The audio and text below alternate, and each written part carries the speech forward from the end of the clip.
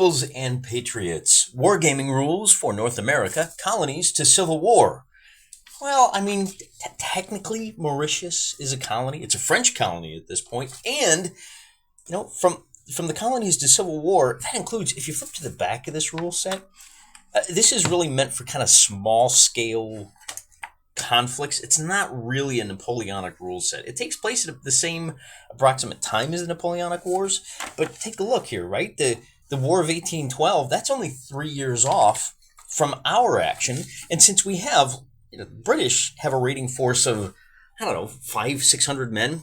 Remember, they had 600 men over here. Are they going to bring them all? Maybe they bring 400, but they do have some ship's complements. Maybe they let some of the Marines come along for the ride. If there's shooting going on anywhere near the area and you don't invite the Marines, they get a little pissy. So we had a successful raid. Well, hold on now.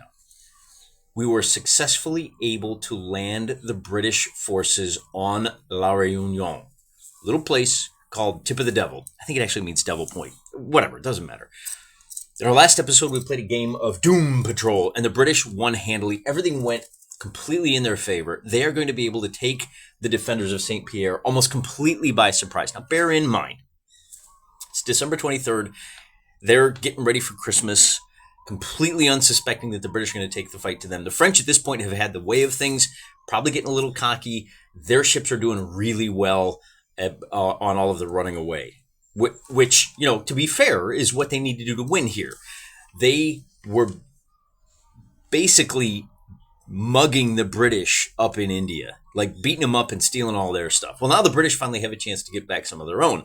Historically, they did a large raid on, I think it was Port Louis. No, it's up here. It's one of these ports. But for us, we've decided that the British are going to try to take the Creole. She is a little, I think a 24-gun sloop down here in, sloop? Is that the right word? Brig. I think she's a 24-gun brig down here in St. Pierre. And that's ultimately the goal for the British. They want to get the Creole, put her into service for them. Then they'll have 5 ships patrolling. So that will come in handy. How are we going to do that using this rule set? How are we going to make an interesting scenario? If we just go with, try to mimic the historical scenario as much as possible, it's probably not going to work out so well. It's not going to be a lot of fun because there's going to be no mystery. There's going to be no drama. It's going to be a cakewalk. Now, it will be easier for the British to raid the port than it will be for the French to defend it. So, before we get into the actual mechanics of how we make this an interesting puzzle to solve, how we invoke a little bit of drama, a little bit of tension, let's take a look at the forces that the British have landed. And I gotta warn you, we're going to be doing a lot of proxying, so if you're not a big fan of proxy models, you probably want to turn this off now, because it's going to get ugly, and then it's going to get even worse. And here they are, 32 army points worth of British in all their glory. In a normal game of Rebels and Patriots, if we're just doing a stand-up and fight battle, you're really looking at about 24 v 24 AP. We'll talk about the French next. First, I want to establish who the British are and what they're bringing to the party, and also explain what is being proxied for what. I don't have infinite figures. I got to do the best I can with what I've got. So altogether, we're looking at 2 units of line infantry, that's the guys in the back with the big banners. I've got a unit of light infantry, and I've got 2 units of ship's marines. Well, wait a minute. Rebels and Patriots doesn't actually have ship's marines as a unit. How are we going to make these guys fight and feel like the ship's marines are a little different? First of all, let me explain that the Marines have the little green plumes. These 3 units have stovepipe hats, perfectly in keeping with the British Army of the day. These, I don't know. These may not have come into play until 1811, and now you just got it all wrong. Okay, that's fine. I'm using, I think these are like grenadiers. Look, they got the red plumes, the mohawks on their fireman caps. That's what I'm using for ship's marines. You think I'm too stressed out about it? The important thing is that as you're watching the battle, you'll see that these 2 units of 6 figures, those are going to be my ship's marines. And to make them feel more like marines, I married them off to fat women. Lol. I'm only kidding because I love you guys. They are aggressive and they are shooters. And what that means in Rebels and Patriots, this is basically a roll 2d6 to activate, and you have to beat a score of whatever to succeed. Now, if you're better disciplined, you got a bonus on that. The big thing is that once you have successfully activated these units to fire, the Marines are going to be hitting on 4-ups, but they only have a range of 12 inches. Why is that? I mean, wouldn't they be sharpshooters? Yeah, they probably should. I probably should have paid more to give them a longer range. But I guess they're really used to fighting on water, so maybe they're used to cleaner sight lines and they get a little nervous when there's close in. This should be partially, at least, an urban fight, which they're tough, they're strong, they're resilient, they're very adaptable, but they're a little bit out of their element. So it's good enough, right? I gave them, and they're better at fighting. They've got a 5-up when they fight. So each of these guys, all 6 of them, are going to roll a d6 when they fight, and they're hitting on 5s or better. Whereas these line troops, these guys in the back, they're only hitting on 6s when they fight. Now, I made them veterans. The proper British Army boys are veterans of the fighting up in the subcontinent.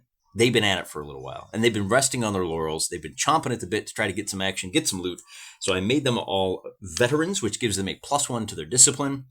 And we'll talk more about what that means when we actually play the game. But I also made the line troops in the back aggressive. They are feeling their oats, baby. They got ashore without any problem. That was the really tense time. They had a couple of hours of hiking to get to the outskirts of Saint-Pierre. So they're ready, brother. They are ready to get at it. So they're going to be fighting on 5s. The light infantry, of course, fighting on 6s. And there are a couple of other little nuances to the actions that they can take that really make these troops feel different and gives them a sense of personality and limits your options with them and encourages you to use them in a period appropriate manner. So we'll talk about those in a little bit. But I'm not even taking the French out of the box until I know who's coming on the battlefield. The only thing I know for sure is that we're going to put a couple of small line infantry onto the table. See these 2 guys right here? And this is what my army roster looks like right now. Now, picture, if you will, the British have 600 men coming up the road. They're coming over the hills. They're going to be able to catch the French largely unawares, but they're not completely stupid. There will be guys at dawn's early light that are able to react rapidly. It's unexpected, but they can kind of start throwing forces into the battle. So what we're going to do is put a couple of half-strength line infantry units on the table. And we're going to put them down first. Then we're going to deploy the British. That way the British can set their plan. And that gives them a little added incentive as to, or a little more, how do I put this? It will reflect the fact that the British have surprise. It will also reward them for doing so well in the last episode. The purpose of these 2 line infantry is to buy time. The more time they buy, the more they can slow down the British, the more likely it will be that additional troops can form up behind them. If they get swept out of the way right away, if the numbers just don't go well, the British may just sweep the table and we have a historical result. If they fight a little more heroically, if they stand their ground a little better, then there's a chance that some line infantry, maybe some sailors get involved here. And so these guys I just have, the line infantry, they're just by the book, right? Nothing special, little unaware, 12 guys. The line infantry here, these guys, they're small. They're also green. They're nervous. Their discipline is going to be low. They're not going to really want to stick around and fight, given that they're outnumbered and they don't know what's going on behind them. So just those 2. And then what we'll do is we'll draw lots out of a hat. And there's a chance nobody's ready. Nobody comes on the table. We'll bring them onto the table in a random location. Likewise, there's a chance that some of the sailors, this is a port town, maybe they come on. There's also a slight chance that there's some cavalry in the neighborhood who's going to show up to make things really complicated. And what this does is, first of all, these first 2 units on the board, that's a total of 4 points. So they're outnumbered 8-1. But again, they're just really a delaying force, right? Then we can start filtering more units in, and the French are probably going to get taken, swept from the field. But the better the French do, the longer they hold out, the more resistance they put in the way of the British, then we'll do that narrative thing where that will affect the next episode. And I want to see how things develop here. If there's a particularly sticky defense, we may drop a cannon in one area, and that'll be the next portion of this video. We'll talk about terrain, and we'll talk about the British objectives. It's not just to sweep the French from the battlefield, which of course it is, but what they really want to do is get a hold of the cannons that are protecting the harbor. The faster they do that, the faster their vessels can get into the harbor and take over for the Creole. They want to seize warehouses. They want to grab the French supplies, maybe put them to the torch. Because remember, this is a war of attrition. It's a siege of the islands. They want to grab, maybe there's some artillery they want to grab. I think those are the two big ones. Grab the port, grab the loot, and maybe grab the governor's house. If you can burn the governor's house and kind of cut the head off the snake, it will seriously hamper the French ability to coordinate the defense of Mauritius because the mayor's house, I guess. And the other thing that will do is it will prevent communications with the other side of the island. If the French are able to get word to the other side of the island, then instead of being able to spend a fun, drunken Christmas in St. Pierre, reinforcements could arrive, and that may drive the next chapter of the campaign as these 600 forces hold out until we can get as many ships as possible cut out of the harbor. And it's not just the Creole. That's the big prize. That's the expensive one. But there's other cargo vessels. And if we can capture those, even if we just get them out to open ocean and sink them, now the British don't want to do that, but that's one of the things that they really want to do because it will impact the ability of the French to resupply their forces on the island. It will shorten the length of the siege and make it more likely that the French surrender the islands without a massive pitched battle. This is just a little raid to prove to the French that the British are in it for the long haul and to, it's odd. We've got these little tactical, it's not odd. This is the way of things. These little tactical objectives that the British are trying to achieve are going to have significant strategic ramifications over the long haul. And I don't know how to quantify that without a whole lot of playtesting. So instead, we're just going to adopt that time-honored tradition of narrative gaming. So with that said, let's now go ahead and take a look at the battlefield and what those objectives might look like. Rebels and Patriots really benefits from a densely packed table. Now, this is my representation of St. Pierre. You can see we've got, it doesn't look very blue. Maybe I need to put a little white piece of paper under there so it really pops a little bit better. These are the docks.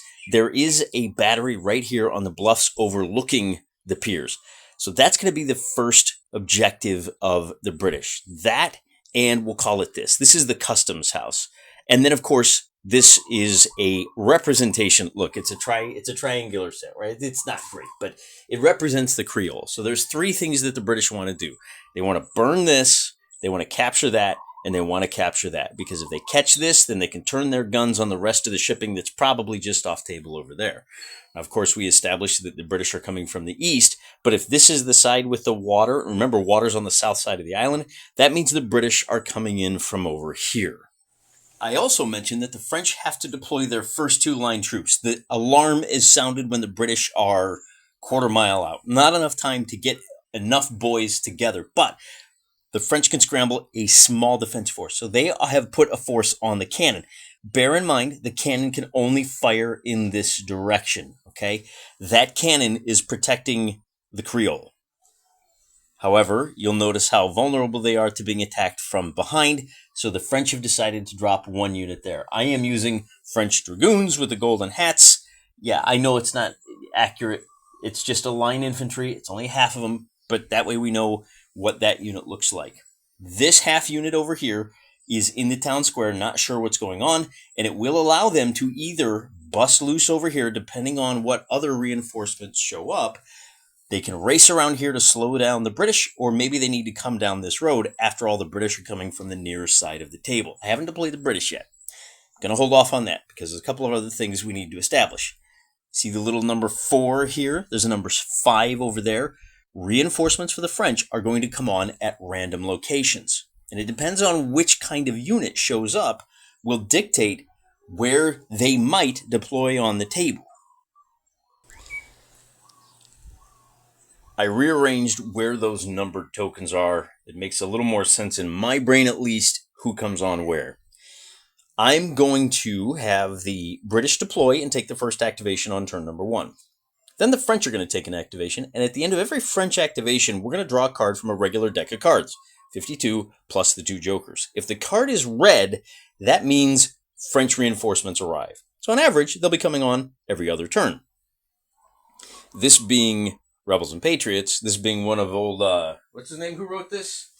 Dan Mersey's game, there's a possibility that the British feel a little sleepy, woke up on the boats, had a long hike. Maybe they're not as aggressive as we expected them to be. They may take a little while getting through all of this dense terrain. So it may be 5 or 6 turns, 2 or 3 units come on the table. Well, which units and where? Draw a card. If it's red, if it's a black card, we just ignore it. If it's a red card, then we have to look at which card it is. In the case of the face card, let's start with the aces, actually. The ace is the sailors. So we've got 2 red aces, 2 units of sailors. They're always going to spawn, if you will, right here next to the boat. That's where they arrive. The sailors are a little bit different. If it's an ace, that's the sailors. If it's a 2 through 10, then it will be another half unit of line infantry. 6 more guys will appear. Now, those guys are always going to appear either here or here. Those are the half units kind of spilling out of these 2 public houses. And it'll be 50-50 whether they come out of this one or this one. Nice and easy. If it's a face card, then we have a full unit. Now, those of you that are counting cards, good for you. It's not cheating. Screw you, Vegas, and the rest of the casinos that don't let us do it. I don't see why you're penalizing smart people, although that's kind of how our society works these days.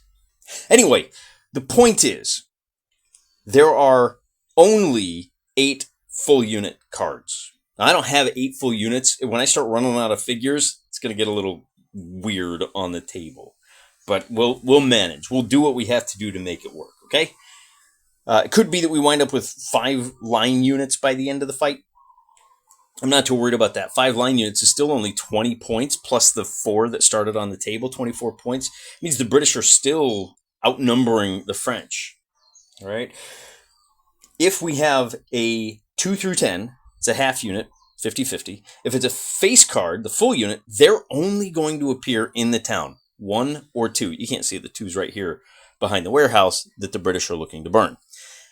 So I'm assuming that there are barracks and there's a little more time. That's kind of my thinking. Where the people are, that's where the troops are likely to be. Okay? A little further away from the action, but a lot more guys to show up. And then, if we draw the red joker, there's 1 unit of cavalry. They can make all the difference in the world. If they are going to appear, they're only going to appear either at the edge of town or 3 or 4. Oh, I think the line infantry does that too. Half unit. No, the full units just come on here. So the 3 and the 4, these are the areas where the cavalry may come on. And I'll just roll a d4, 1, 2, 3, 4, and that's where the cav come on. Now, bear in mind, if I roll the 4 and the cavalry appear over here, it's an interesting thing that happens in that case. Because I'm gaming in 15 millimeter, I cut all my measurements in half. So the line infantry move 6 inches normally. They move 3 inches on my table. The light infantry will move 8 inches. They move 4 on my table. The cavalry move 12 inches. They're only going to move 6 inches on my table. 6 inches. Now this is a 30-inch table, right? So this right here, they're gonna spawn. And bear in mind, the British get the next activation. So the French appear at the end of their activation. The British get to go, and then that cavalry moves 6 inches. And then the British get to go. The cavalry moves 6 inches. The British get to go. The cavalry moves 6 inches. So the British know the cavalry are coming, and they've got a couple of 3 turns to decide how to deal with that cavalry. How are they going to respond? I think that's really interesting. Likewise, if we get the I think cavalry, the cavalry are the only ones appearing on 3 and 4. So likewise, if we're fighting over here and reinforcements arrive over there, this could be interesting. It's really going to be wild to see how this battle develops. And of course, it's entirely possible that the French draw nothing but black cards for the first 8 turns, and the game is over before it's even really begun. That would be the historical result. But the odds that we draw 8 black cards in a row, pretty long, right? That's probably not going to happen. But there's really only way to know how this scenario is going to play out. We can reasonably suspect the British are going to win. The question is, how fast, by how much, and how many casualties do they take? Are they going to do as well in the raid on St. Pierre as their historic contemporaries did on the raid on Port St. Louis, I think it is? I don't know. I know today's a fairly short episode as we go through all these little rules and setups and all that. But I think we're deep enough, and rather than have like an hour and a half scenario, those don't really play well in Peoria. So we're going to call it quits here. And I'm going to spend the week praying for you. And then next week we'll come back and we'll actually play out this battle using Rebels and Patriots. I hope you'll come along for this latest episode in the long-running Mauritius campaign. I know some of you are probably going to be disappointed that we're putting a little pin, calling a timeout on the D&D campaign. I think I already announced that, but I recorded this like 2 weeks beforehand. Just in case you get hit by a bus, you guys get a couple of 4 or 5 more episodes from Mr. Wargaming Beyond the Grave. God forbid. But the point is, we're going to keep banging out these Mauritius campaigns, and this is a little bit more narrative than the map-based naval campaign that we're doing, but it is going to inform that campaign, because if the British can get away with the Creole, that really changes the balance of power on the waves in some interesting ways. Okay, and that will, of course, when we're done with this, there may be an opportunity for, okay, well, the British did a successful raid, but now the French are coming. Can they escape in time? Can they hold off the British long enough to get back onto the boats? Right? Do they got to march all the way back to where they were dropped off at the tip of the Devil? Or is there enough room on the Creole? Probably not, right? It's only a sloop. We got 500 guys. But if we take the guns, then we can blast the other French ships, keep them at bay long enough to bring other boats in. In fact, probably that's the plan here is we're hoping that the boats that dropped off the British can sail around and get into the harbor in time to lift them all off and get them out. The longer it takes the British to seize their objectives, the less time they'll have on island, and the harder the rest of the campaign will go. If they just blitz right through and grab them all right away, then things are going to go a lot easier for them in the campaign. Exactly how? I'm not exactly sure, but we'll find out together next week. I'm praying for you.